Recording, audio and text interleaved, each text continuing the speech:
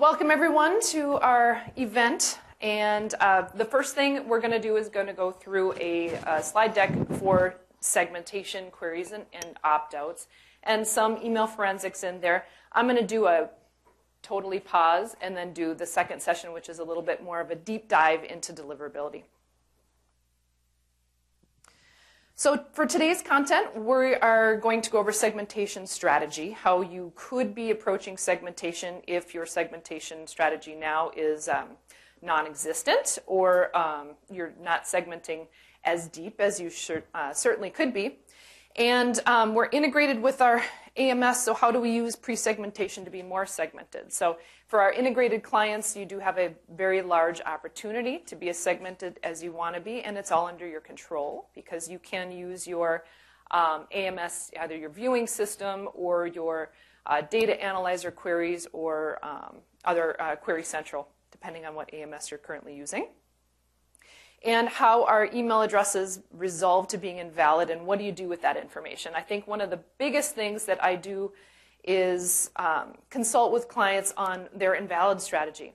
How often are they looking at their invalids? How often are they doing something about those invalids? It seems to be, it's almost an afterthought.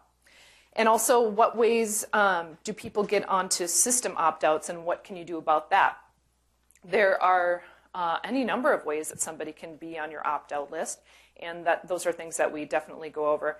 If you have a reporting component, if you're an integrated client, I know several of you are, that there are opt-outs written to your AMS, but there's, to close the loop, there are some with the feedback loops that could be causing a problem for you. And then we'll go over some best practices and takeaways. Okay, so for segmentation. So typically, in the association space, you have your association at the top. Then you go down to the mission of the purpose of your association is to do blank. Then you have your content offering. So you take this top-down approach in that your content offering is something that you've predetermined are the communication that you want to send to your members, your membership, your prospects. It's all something that's pre-thought out versus members and your constituents telling you what they might want.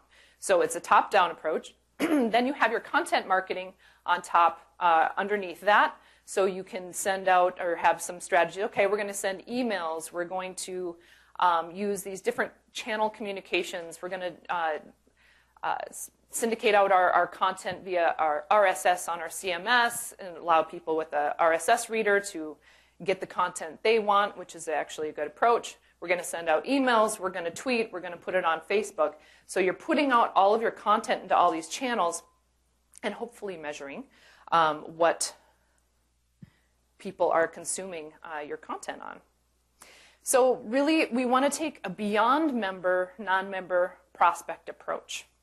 That seems to be a huge number of associations are actually using this, and you'd be surprised at how many people call in to the support line and are asking, I sent out an email to all of our subscribers. We just sent out a blast email to all of them, and we're having horrible deliverability. Why is that? Well, there's a number of reasons. Could be the time of year you're doing it. If you're trying to do that right now, you're going to hit a lot of obstacles because ISP's inbox algorithms are quite restrictive this time of year to deal with email volume for the holidays. So basically, segmentation, it's a marketing strategy that involves dividing a broad target into smaller subsets of consumers who have something in common and priorities. And so you can design and implement strategies to target them specifically. Okay, so how many of you do, by show of hands, how many know who your repeat customers are? Okay, that's good. Do you know who nets you the most revenue?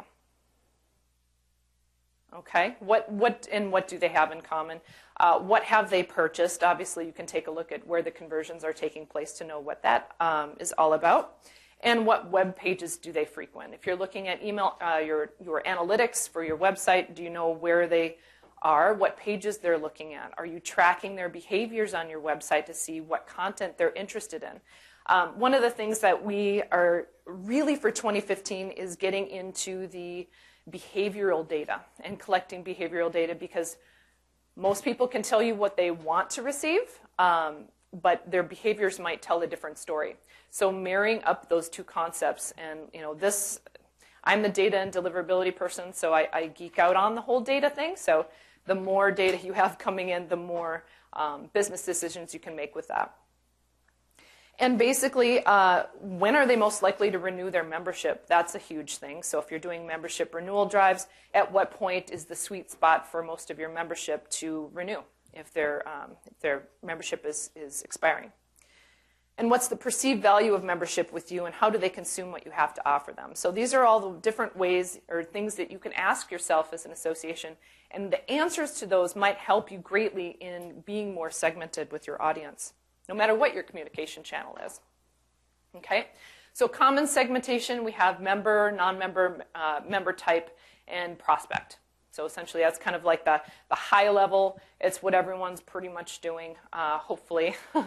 But also you can get more segmented with demographics, so gender, age, ethnicity, income. You might want to speak to these audiences differently based on if it's male or female.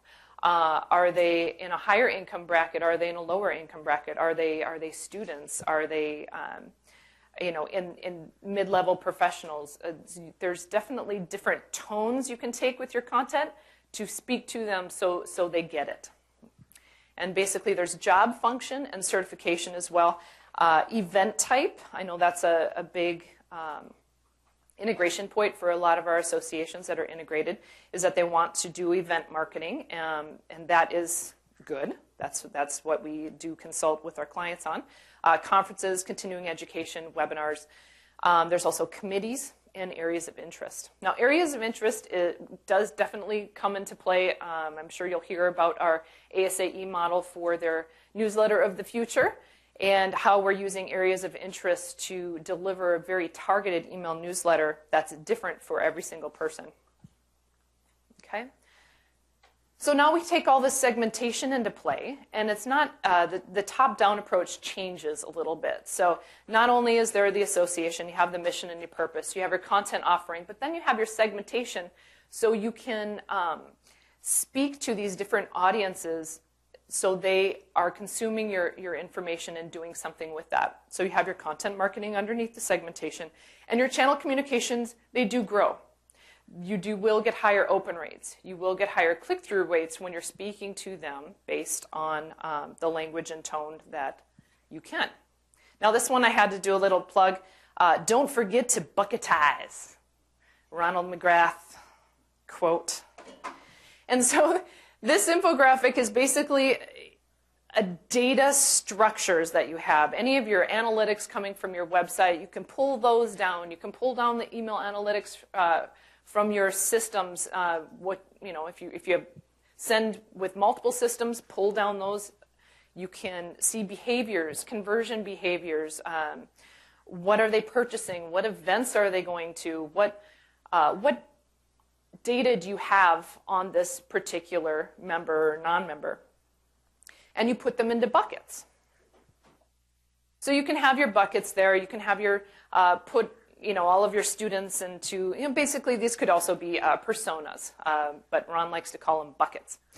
So we have the students, we have the techie 20-somethings, and we have the 30 to 55 professionals, and then we have the 55 plus old school preferences. And I just put these buckets there. I'm not saying that these are the ones you should use. Obviously, I just did them for example only. So you have your super smart data analyst, and the data analyst is thinking about, okay, well, we know several things about this techie 20 or the students, and we know that they like beer because we've had social events, and that seems to be what they're interested in the most. We know they like video, and they consume a lot of video because that's when they're on our website, they seem to be downloading the most content via video. We know they're on Facebook. We know pretty much email is across the board between all of these communications, because email is still very relevant and only continuing to be more relevant as all of these other communication channels are all over the place, but what they all have in common is email. And so then you have your 20 tech somethings, or tech 20 somethings. You have the email, you have the mobile communications. They're a little bit more on the sophisticated side, so they might like a martini over a beer, and they're very active on Twitter. And then you have their 30 to 55 professionals who, a little bit more sophisticated, they might enjoy a glass of scotch once in a while, and they consume most of their content on their tablets or the devices, also with the email. And then you have the 55 plus, and they might prefer, and I use my mom as an example. She does email. She still uses AOL, but she does prefer the direct mail approach to consuming information, and she prefers phone calls over, e-communications, and she's kind of a pencil and paper. Sometimes they're like, oh, I don't understand all this computer stuff. I'm just going to go back to pencil and paper. And to that I say, well, there might be some useful applications for that. Direct mail still has a very big part when you can't reach them via communication channels, because let's face it, people definitely can shut you out if they want to, but you could still get your email or still get your mail. So here's some segmentation gone very, very, very wrong. Here's an email I got for a colon therapist opportunity. And how did I get this? I am an avid raw food preparation person. I like health food. I'm into meditation. So I signed up for this email stream, basically, that talks about different raw foods. Never in my wildest dreams did I think I would get an opportunity for a colon therapist.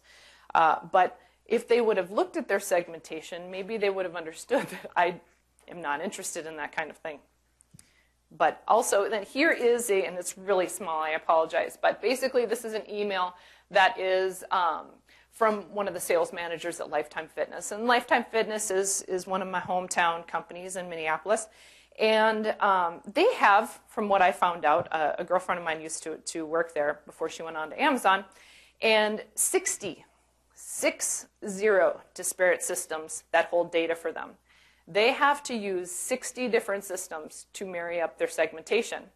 That is extremely difficult. It's extremely difficult to marry up 5, let alone 60. So I understand why their segmentation has gone wrong, to reach out to me with an offer for active members when, in fact, I was just had a baby and I had my membership on hold, basically, to hold it open. So I couldn't attend the club, but they were sending me basically a certificate for a friend so I could bring them along with me. If they would have known that my membership was on hold, membership status should be,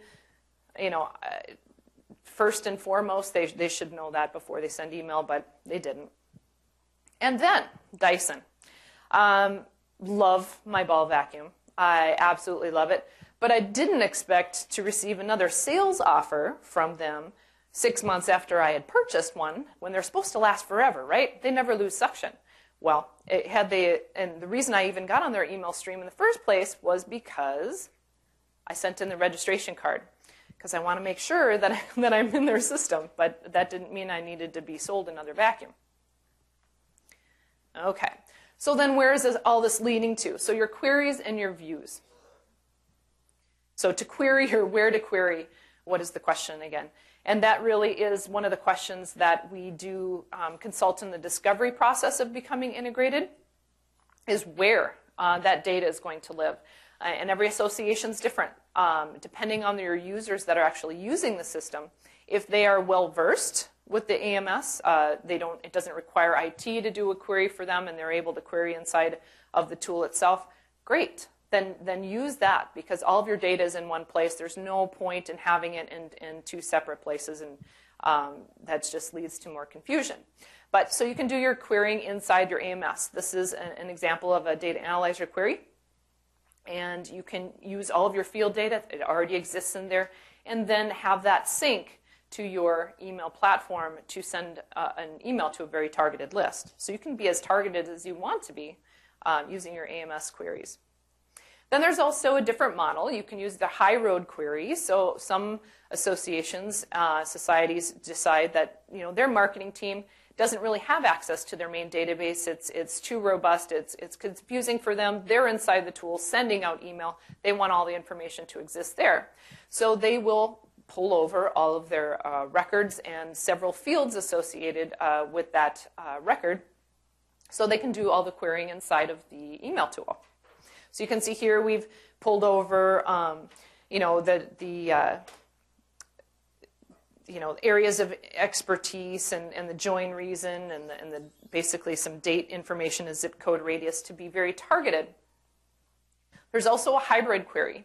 So if you have some level of interaction with your AMS to create a query that's getting very targeted, like for instance, this is all members that are retailers.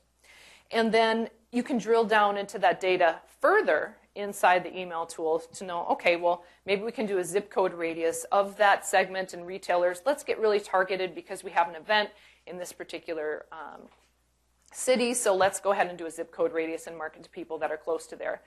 Maybe we offer them a last-minute registration bonus because, or discount, I should say, because we need to fill some seats. Okay.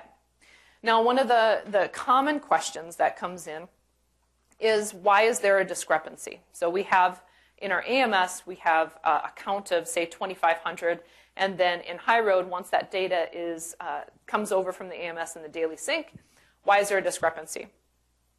There always will be, by the way. It will never be apples to apples, but it shouldn't be a huge discrepancy. It should be a relatively small one.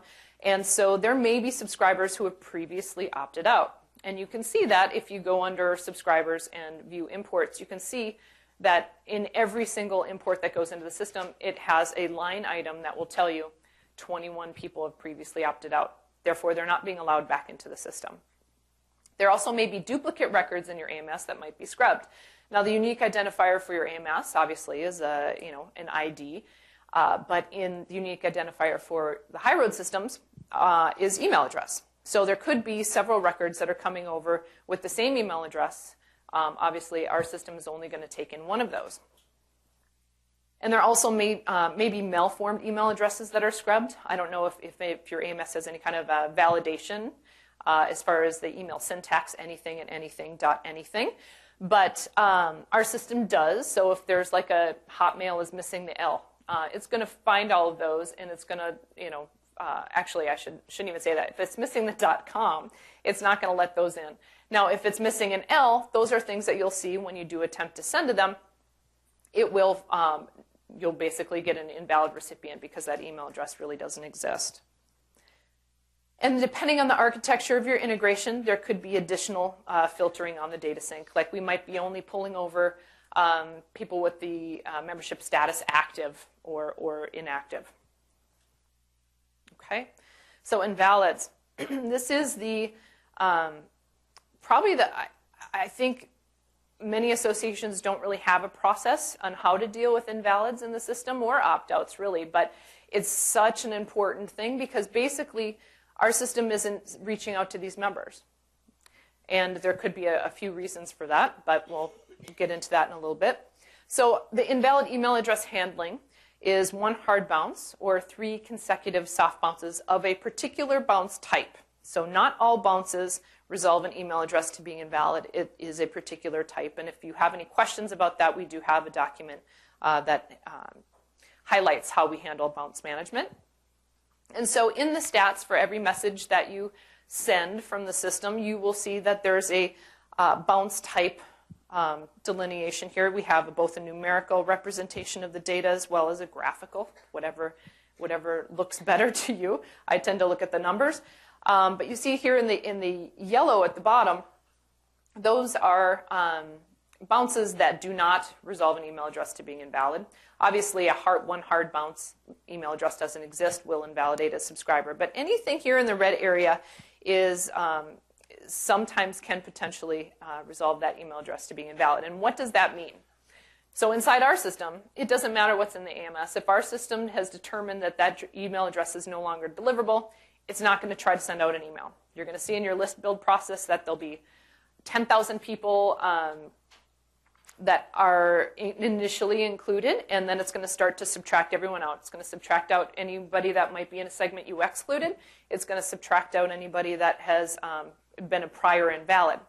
Now, ISPs do take note if you are attempting to send to known invalid email addresses, especially this time of year. They do look at that, and they look at that in terms of list hygiene. Okay, so what's causing the bounces? There could be a lack of authentication. I know I feel like a broken record, and I apologize, and maybe everyone in this room uses authentication with their email platforms that they use for sending. If you don't, you need to go home right away and get it done. But that is the first and foremost. We can't diagnose any deliverability problems until that part is taken care of, because most of the time that will resolve any issues that you might be having, or a lot of them. And then there could be some blacklists based on your sending behaviors. Do you have a lot of people that are reporting your emails as spam? They weren't expecting it. They didn't feel like they were on the list, but or sometimes they get a little trigger happy with the spam button because it's right next to the delete button. It happens. IP reputation. So whether you're on a shared IP or a dedicated IP, the reputation of that IP definitely comes into play. So if you have a block with some, other ISPs might take notice. So it's kind of you've got to keep their reputation up there, your credit score up there.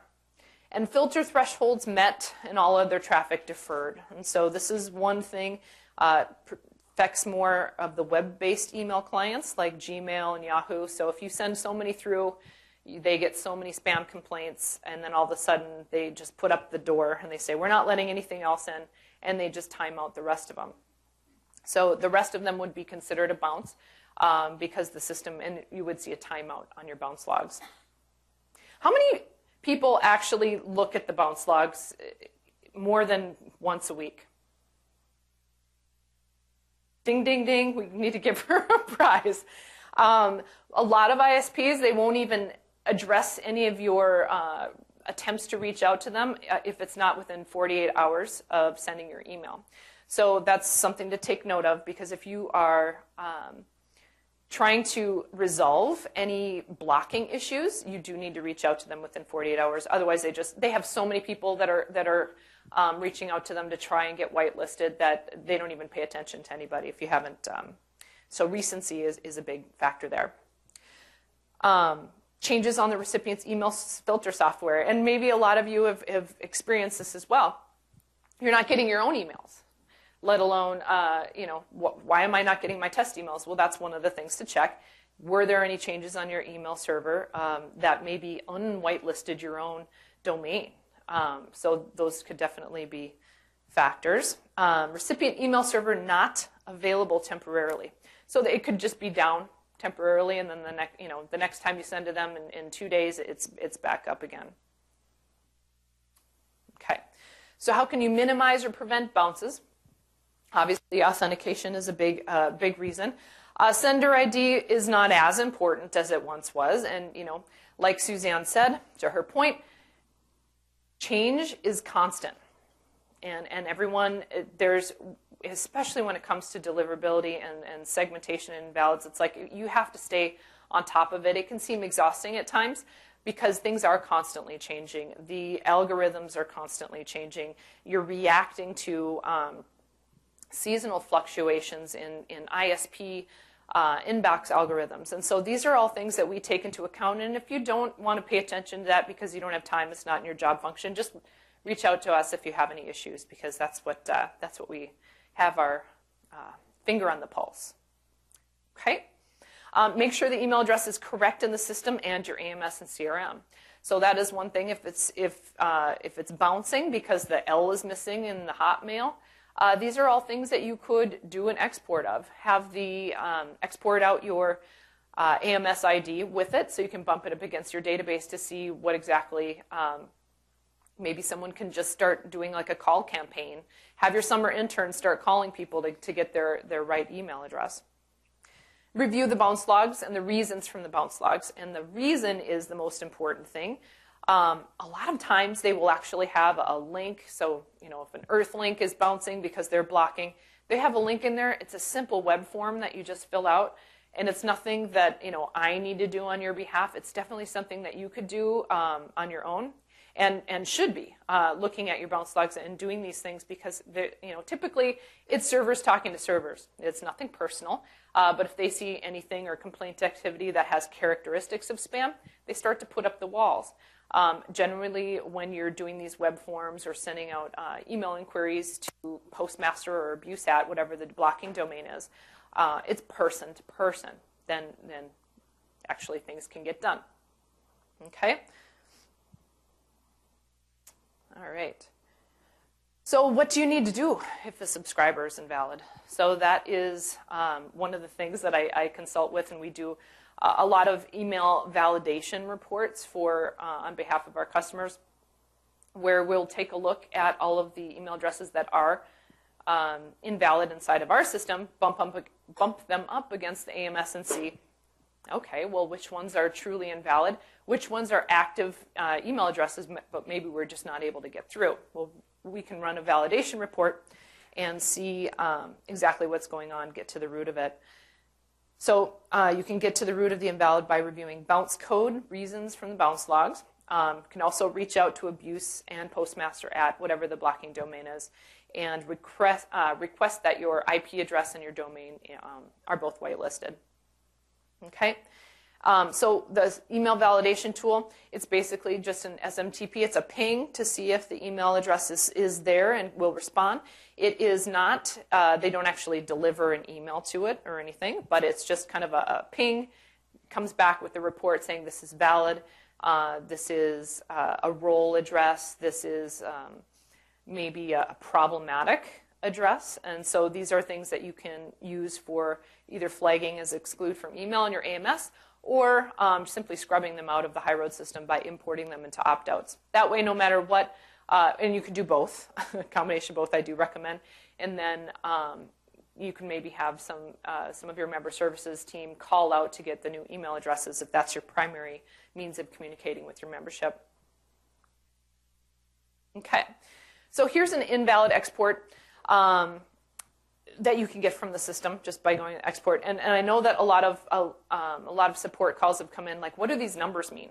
And so basically the bounce column indicates the presence of either soft or hard bounces the subscriber has experienced. And then the invalid column indicates if the person's invalid or not. So it'll say a 2 for permanently invalid, a 1 for temporary invalid. If it's not invalid at all, it's a 0. There we go. Okay, opt-outs. Now, I know, are we having fun yet? I'm just really happy that this session was moved to the morning, because this was originally going to be after lunch, and I was afraid that people's eyes would start kind of rolling in the back of their head a little bit, and I'd have to make people do some jumping jacks. But then Grumpy Cat. Yeah, hi, Rachel. On invalids and bounces, Absolutely, absolutely. In fact, one of the reporting components, and we don't automatically cut this on out of the box because there is a data payload associated with it. So obviously, if there's any database size concerns, you might want invalids writing over to your AMS, but not necessarily opt-outs. So, or reporting metrics from your sent emails. Those can also be written back. So there's a few different reporting components that we do cut on. They are included in baseline, but it's definitely something that we consult with the association like during the integration process, because we don't want to just inflate your database size for no reason. But yes, invalids, we can absolutely write those back. So, and how that works is we write back all the previous day's invalids. So when the process runs, it's looking at any email addresses that were resolved invalid the prior day, and we'll flag them in your AMS. So initially, you can do like one big invalid export and then flag every one of those, and then the reporting component will catch everyone moving forward. Good question. Thanks, Rachel. Okay, so opt-outs versus opt-down. So I think everyone's pretty familiar with, but I hear the terms unsubscribe being used synonymously with opt-outs. And basically, a global opt-out is the opt-out in the true legal sense, in that you can't send any emails to these subscribers. Opt-down means that they're simply removing themselves for one or a few of your email newsletters, but they still want to receive your other content. Okay, so there's a few ways that email addresses can get onto the global opt-out list. Obviously, by choosing the global opt-out option on the email preference center would be the ideal way, and we try to anyone with a custom email preference center knows that you have a big long list, or not necessarily a long list, of email preferences that are available for them to add or remove themselves from. And then we see, smaller writing at the bottom, and we also, in our newer implementations, have a confirm opt-out button. So people are not accidentally clicking opt-out and then trying to get back. It's definitely, hey, are you sure you want to? Yes, okay. They can click unsubscribe in the footer links that use the %% opt-out system tag. So some users of our system question, well, why is this on the opt-out export and it shows up as a survey, but I don't really see them. When I go to their preferences, they're not necessarily in the global opt-out. It depends on the way your integration was implemented from the original requirements. But if they use the system standard tag that's in the footer of the standard footer, or if they created a new footer that happens to have the % opt-out tag underneath, or the href for the managed preferences or opt-out, that can be the case. And sometimes if people are like, well, I don't know how these people opted out, and I'll actually look back to the dates and duplicate some of their sent emails to find, someone chose the standard footer, and then they say, well, who did that? And then I say, well, I have to look at the user activity log and see if maybe who sent out that email, so then I know. Those are very helpful logs, by the way. So by clicking unsubscribe from email clients that add their own unsubscribe mechanism, this is the one where really, if you ever felt out of control about how to prevent attrition of your database size, this is one you have no control over. But Gmail, Hotmail, some other email clients will add their own unsubscribe mechanism, which uses the feedback loops in place to remove you completely from the email database. Obviously, someone can hit the spam button inside their email client as well. This will also use the feedback loops in place that will route somebody to the opt-out table in the database. And also, and this does happen, so don't feel bad if it's happened to you, but if any of your team that are doing maybe a manual import accidentally imported them into the import opt-outs instead of the import subscribers, they will be added to the opt-out list. It is possible to reverse this. There is obviously a cost associated with that, because actually it has to happen at the database level at our Platinum, our provider's data center in Minnetonka, Minnesota. So they can do that one at a time by going to opt-out subscriber. Like if somebody calls member services, I don't want to get these emails anymore. Somebody wants to just opt one person out on their behalf because the person is getting quite cranky. They will add them one at a time, or like I said, they could import a list either on purpose or accidentally.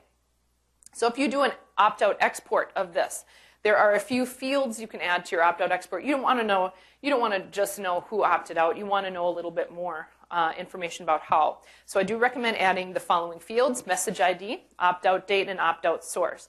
The opt-out source being the probably the most helpful, as well as the opt-out date. And what do the opt-out source values mean?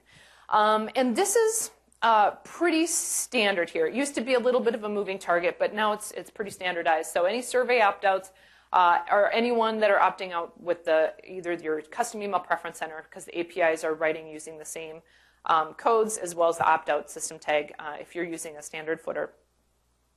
A system opt-out is when somebody either on purpose or accidentally imports a list or just opts someone out one at a time. And a list unsubscribe. Now this one was confusing at first, and you kind of find these things out by trial and error. I'm like, well, what is this? Years and years ago when I saw this at first. So the recipients use the emails own unsubscribe mechanism. And I never even known, because I'm a Gmail customer. I have like 10,000 emails in my Gmail inbox. It's crazy, but I don't care anymore. I just I just roll with it. But a list unsubscribe, I didn't even know you could do this. But now when I started looking at it, yeah, sure enough, there's an unsubscribe mechanism right at the top there that I could click on and be removed. Now that's really confusing because it is at the top of the email, right? And so if your recipients are looking at their email in Gmail, a lot of people are going over to Google Apps too and using their business email in Google Apps, that unsubscribe is right at the top. That's when I start to recommend that instead of the pre-header, you can have your pre-header contain the view online or any of your other, that's that little small area of text at the top of your emails. But also to say, no longer wish to receive this, click here or something like that, so to drive to your own custom email preference center to prevent them from going to the unsubscribe mechanism. Oop, did I cover everything? Yes, and the spam complaint, obviously, if somebody clicked the spam button inside their email client. And it's pesky, I know. There are feedback loops tied with all ISPs in your Highroad account. So anyone that hits the spam button, either by accident or on purpose, are automatically removed. And it's the recipient behavior you unfortunately can't control. So if you take a look here, here's an example of my Ninja email theme. Hiya. So we have the spam button at the top there with the arrow. And then the list unsubscribe is right there at the top of your email. Now, as you can see, this particular email doesn't really make very good use or any use of the pre-header area to communicate their, basically their message that they're trying to send, but that unsubscribe is right at the top, and that's the Gmail unsubscribe mechanism, not the crowd cut. Okay, now this is Hotmail. Hotmail does have an unsubscribe mechanism. You can see here in the drop-down menu that they do have it at the very bottom of that drop-down menu. So it would be confusing, really. I mean, if somebody only used Hotmail for their email, they wouldn't know the difference. And you have to really kind of put them or adjust your strategies to reach out to them in that particular way. That's why I do recommend putting any of your unsubscribe mechanisms in maybe the pre-header, or at least at the top of your email. So common issues and questions. So we're a member-driven organization, and all members are not allowed to globally opt out. And I hear this a lot. We agree with you if that's what you really feel, but at the end of the day, you can't force somebody to get an email from you. You can try, but at the end of the day, they're really in control. Our email preference center only writes to the AMS email exclude. How are they opted out? Well, in this particular situation, so if you have anybody that's going to the preference center, they're opting out. If they hit the spam complaint button, they're getting opted out as well. So if you go to download the opt-out export, you can see that they're a spam complaint, and then you'll know the reason. Our EPC writes, anyone who chooses the global unsub option to both the AMS email exclude and Highroad. Why are the records on the opt-out export that are not flagged as opt-outs in our AMS? These are all like real questions. I didn't just make them up, I promise. So how is that? Again, the spam complaints. If somebody goes to the EPC and they're selecting the global opt-out option, yes, we have written it so it can flag them both in the AMS and the Highroad account in real time, the opt-outs. But if they click the spam button, they're automatically routed out. So that's a little bit of the loop that is not closed. We have a special opt-out sync that writes all opt-outs from the sent message from the previous day and then flags them in our AMS. Why are these records on the opt-out export that were not caught by the sync? This happens too. So if when your reporting is cut on, if you're not running a process prior to that being cut on, you're catching anyone that's been flagged as an opt-out prior to the date of that reporting getting cut on. Because that reporting is only cutting on, and it's going on a daily basis and writing everybody. But there's a big chunk of people that maybe are not flagged correctly in your AMS. So, all right. And why do we have huge amounts of opt-outs on one particular day? A lot of times if you're importing in opt-outs either on purpose or by accident, maybe you have opt-outs from your previous system. that you want to make sure are recognized in whatever platform you're using to send emails on your behalf now. You'll import a list into there, and you'll see that the opt-out date is very consistent. Okay, so what's the lesson here? You can try to make it as difficult as possible for a member to opt out. And I shouldn't say as difficult as possible. I should say not necessarily inconvenient, or you want to entice them to opt down versus opt out, obviously. You don't want to lose them. And one of the ways to do that is to give all kinds of nice bells and whistles and options, and not too many, because the more options you have, the less likely they are to actually respond via form. But bottom line, if somebody really doesn't want to get your email, they can just click the spam button. That obviously doesn't apply to true transactional emails. So your transactional platform is still able to send for any registration confirmations, membership renewal emails, that sort of thing. A true transaction, something took place, somebody took an action to either register or buy something from you, they can still get those transactional emails, whether they're on the opt-out list or not. But I should say, when you don't make it easy, and people do hit the spam complaint button to get out, it's not just the perception of your brand that can take a little bit of a hit, because when you anger people, they're like, God, what's wrong with these people? They're just not getting it. And they hit the button.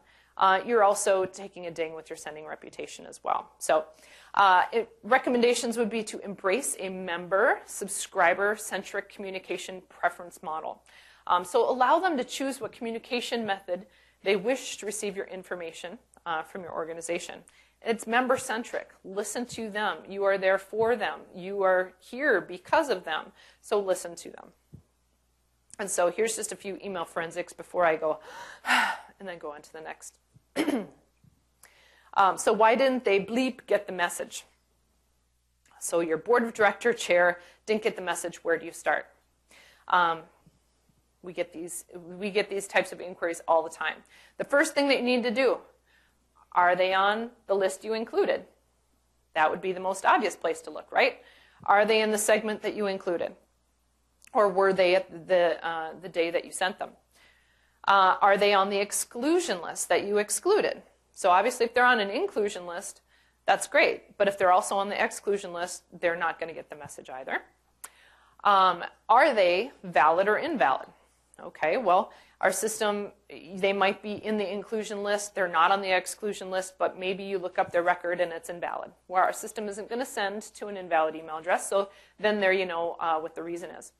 And if none of those are the case, then you do the exercise of downloading the opt-outs and see if they're on the opt-out export. And if they're not on the opt-out export, then obviously the next question would be, is it maybe in their spam folder?